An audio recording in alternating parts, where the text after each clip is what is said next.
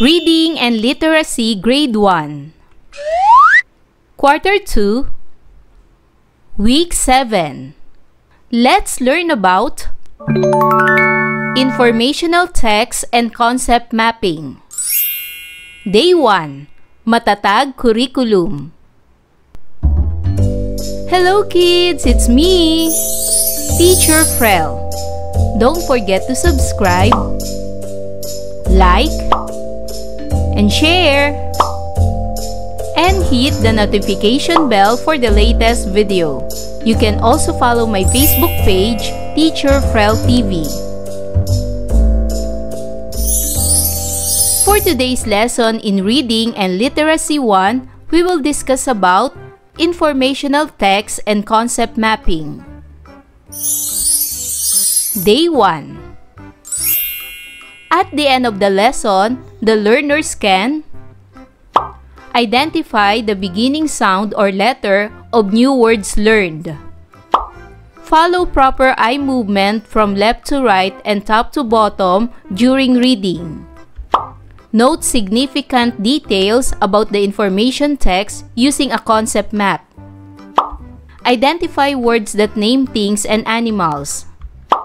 And read high-frequency words accurately to understand their meanings within various contexts, like bubuyog, reyna, bulaklak, pulot, hardin, pinuno. Ngayong araw, makikinig kayo sa isang talata at magtatala kayo ng mahalagang detalye na nabanggit dito. Isusulat ninyo ito sa isang concept map. Magbabasa kayo ng mga salita tungkol sa ating babasahin. Susundan ng inyong mata ng tama ang direksyon ng pagbasa mula kaliwa hanggang kanan at mula sa taas hanggang pababa. Tutukuyin din ninyo ang mga unang tunog at titik ng mga salitang ating matututunan. Pagmasdan ang larawang ito. Ano ang larawang ito? Ang larawang ito ay kolonya ng mga bubuyog. Basahin ang mga salitang ito. Ito ay bubuyog. Ang bubuyog ay isang uri ng insekto na kilala sa kakayahan nitong gumawa ng pulot. Kadalasang may kulay dilaw at itim ang kanilang katawan. Reyna. Ang reyna ang pinakamalaki sa lahat ng bubuyog sa kolonya. Mas mahaba ang katawan niya kaysa sa mga manggagawang bubuyog. Tanging ang reyna lamang ang nangingitlog sa loob ng pugad. Maaari siyang mangitlog ng libu-libong itlog sa isang araw. Pinuno. Ang pinuno ay ang reyna o queen bee. Hindi siya lumalabas para maghanap ng pagkain o mag-ipon ng nectar. Ang mga manggagawa ang nag-aalaga at nagsisilbi sa kanya. Bulaklak. Ang bulaklak ay pinagmumula ng nectar at pollen na siyang pagkain ng mga bubuyog at iba pang insektong pollinator. Pulot. Ang pulot ay isang malapot, matamis at malagkit na likido na ginagawa ng mga bubuyog mula sa nectar ng mga bulaklak. Hardin. Ang hardin ay isang lugar kung saan itinatanim at inaalagaan ang mga halaman, bulaklak, gulay o puno. Dito rin karaniwang naninirahan ang mga bubuyog. Ibigay ang unang letra at tunog ng bawat salita. Ano ang unang letra ng bubuyog? Tama! Ang unang letra nito ay B. Ito ay may tunog na B. Ano naman ang unang letra ng reyna? Tama! Ang unang letra ng reyna ay R. Ito ay may tunog na R. Ano naman ang unang letra ng pinuno? Tama! Ang unang letra ng pinuno ay P. Ito ay may tunog na P. Ano naman ang unang letra ng bulaklak? Tama! Ang unang letra ng bulaklak ay B. Ito ay may tunog na B. Ano naman ang unang letra ng pulot? Tama! Ang unang letra ng pulot ay P. Ito ay may tunog na P. Ano naman ang unang letra ng hardin? Tama! Ang unang letra ng hardin ay H. Ito ay may tunog na H. Ngayon naman ay pantigin ang bawat salita. Bubuyog. Bu-bu-yog. Ilang pantig mayroon ang bubuyog? Tama! Ito ay may 3 pantig. Reyna. Reyna. Ilang pantig mayroon ang reyna? Tama! Ito ay may 2 pantig. Pinuno. Pi-nu-no. Ilang pantig mayroon ang pinuno? Tama! Ito ay may 3 pantig. Bulaklak. Bu-lak-lak. Ilang pantig mayroon ang bulaklak? Tama! Ito ay may 3 pantig. Pulot. Pu-lot. Ilang pantig mayroon ang pulot? Tama! Ito ay may 2 pantig. Hardin. Har-din. Ilang pantig mayroon ang hardin? Tama! Ito ay may 2 pantig. Tayo ngayon ay magbabasa ng isang teksto na may pamagat na ang mga bubuyog at ang kanilang reyna. Ang mga bubuyog at ang kanilang reyna. Ang mga bubuyog ay karaniwang nakatira sa hardin. Sila ay may reyna. Ang reyna ang kanilang pinuno. Ang mga bubuyog ay nagtutulungan sa paghahanap ng pagkain sa mga bulaklak. Minsan, nahihirapan ang mga bubuyog na makahanap ng mga bulaklak. Kung ganoon, wala silang pagkain. Kapag lumilipat ang reyna ng tirahan, sumusunod ang mga bubuyog. Nakakakita sila ng mga bulaklak sa ibang lugar. Bumabalik ang mga bubuyog sa pugad na may dalang pagkain. Sila ay nagtutulungan para gumawa ng pulot. Ngayon ay sagutin ang mga sumusunod na katanungan. Para sa unang tanong, tungkol saan ang napakinggang talata? Tama! Ito ay tungkol sa mga bubuyog at ang kanilang reyna. Pangalawang tanong, ano ang tawag sa pinuno ng mga bubuyog? Tama! Reyna ang tawag sa pinuno ng mga bubuyog. Pangatlong tanong, saan nakatira ang mga bubuyog? Tama! Ang mga bubuyog ay karaniwang nakatira sa hardin kung saan nandoon ang kanilang pugad o hive. Pang-apat na tanong, saan kumukuha ng pagkain ang mga bubuyog? Tama! Kumukuha ng pagkain ng mga bubuyog sa mga bulaklak.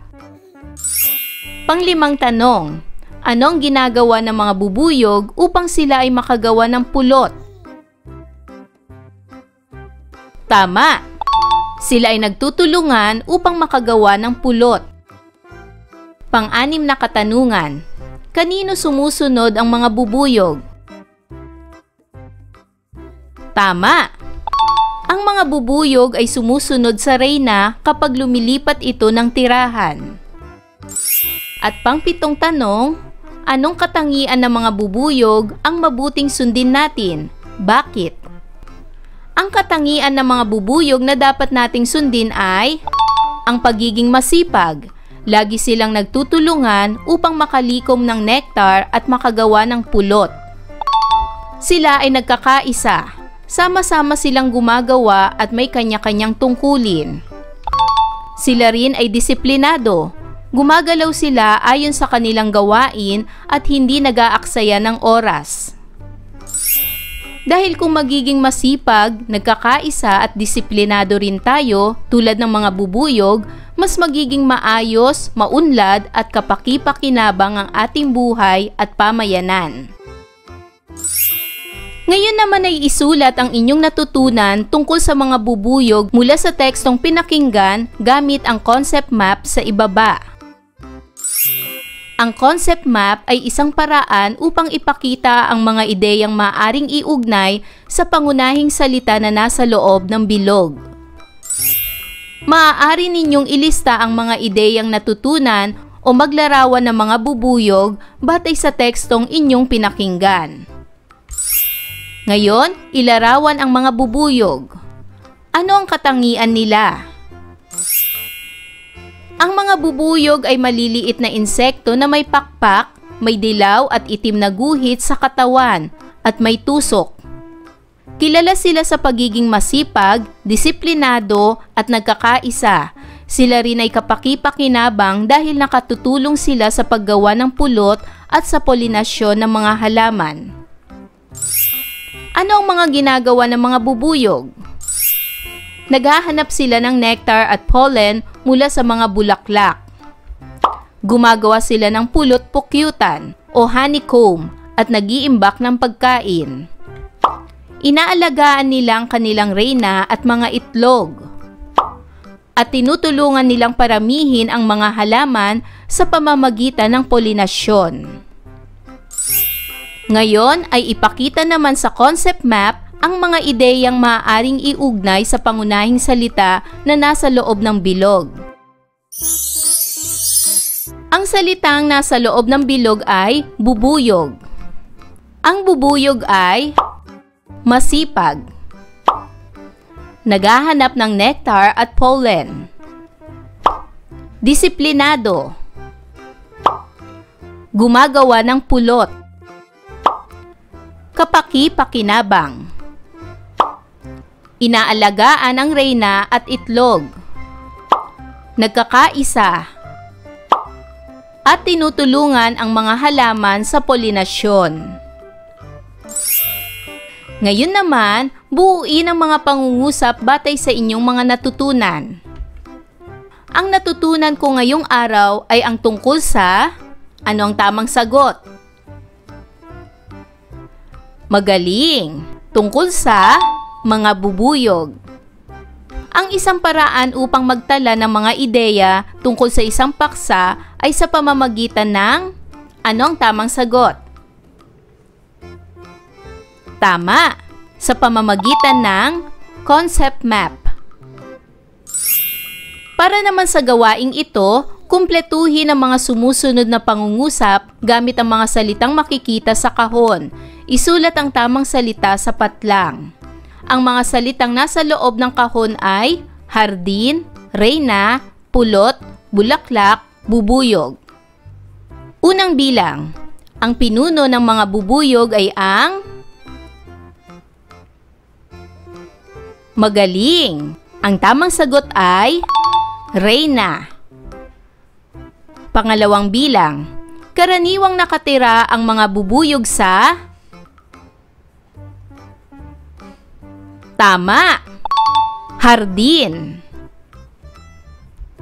Pangatlo, kumukuha ng pagkain ng mga bubuyog sa mga magaling. Ang tamang sagot ay bulaklak. Pang-apat, sa kanilang pugad gumagawa ang mga bubuyog ng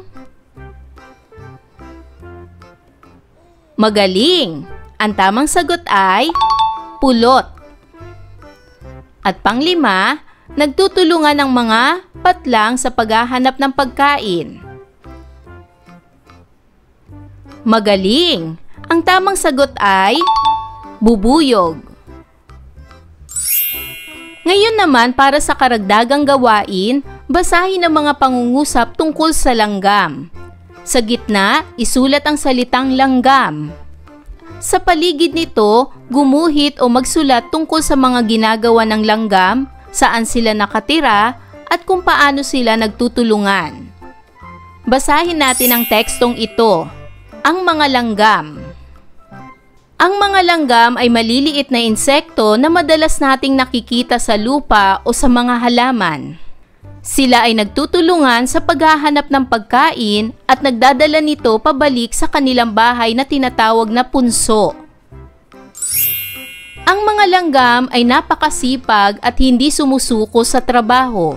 May mga reynang langgam na namumuno sa kanilang grupo at may mga manggagawang langgam na nag-aalaga sa punso at nagtitipon ng pagkain. Kahit maliit, malakas at matiyaga ang mga langgam. Ngayon ay isulat natin sa concept map ang ideya tungkol sa mga langgam. Ang langgam ay maliliit na insekto. Sila ay makikita sa lupa o sa mga halaman. Sila ay masipag. Sila ay nagtutulungan sa paghahanap ng pagkain. Sila ay nakatira sa punso. Sila ay hindi sumusuko sa trabaho. Sila ay malakas. At sila ay matyaga. Ayan mga bata, naunawaan niyo ba ang ating aralin sa araw na ito? Kung ganon, magaling! Mga bata, sana'y marami kayo natutunan sa ating aralin. Hanggang sa susunod na video lesson, paalam! Thanks for watching!